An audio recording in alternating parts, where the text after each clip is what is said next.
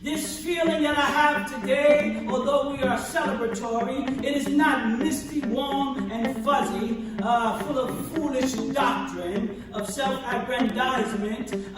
This is the very essence of the human undertaking. Sacrifice, toleration, overcoming the sins of man and the consequences to the community.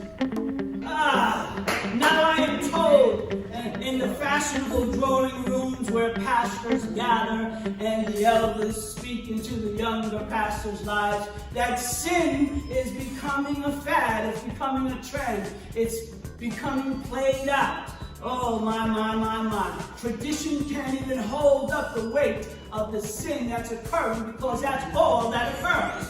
And it may be that I would not even argue with those folks. They are so wise, more wise than me, but I know this. The old and ugly word may be worn out, but its consequences are not worn out. I speak now of broken families, of failed economies, of PTSDs, of white supremacy, racial and financial inequity. Sin may be thought of as dead because we live in a world where anything goes from the top down. It may be taken for granted, but its consequences are not.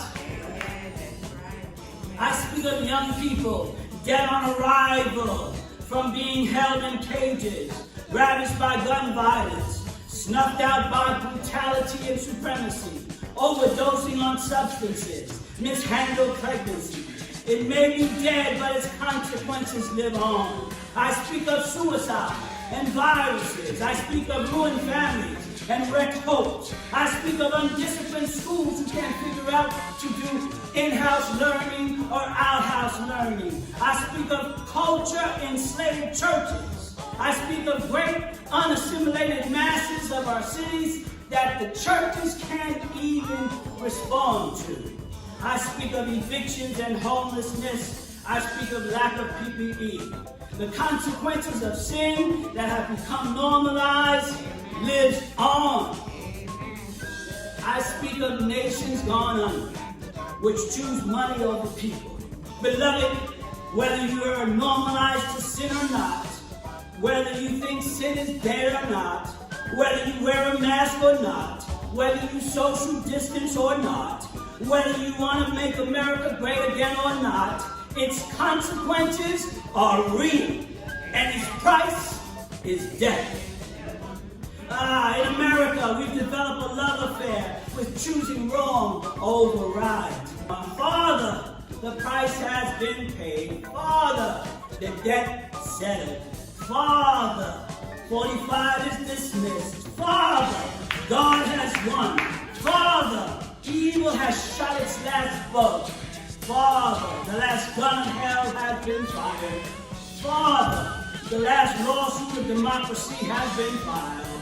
Father, the enemy has been flanked out. Father, the tides of destruction of America have been turned back. By the way of I must. Not only must I be about my Father's business, but I must be about the purpose that He called me to do. I must plead this case. I must teach that class. I must minister to this face. I must be fruitful day to day. I must go sometimes, even when I don't feel like going. I must give a good report or even a bad report. I must, when the people don't understand me, I must go. And when the people understand me, I will still go. When my way is bright and when my way is dark, I must. Sometimes on the mountain when the sun shines so bright, and sometimes in the valley when it's so dark as night, I must. And by the way, to say at last, when our hands fall limp from whatever the assignment is that God gives us, it is finished.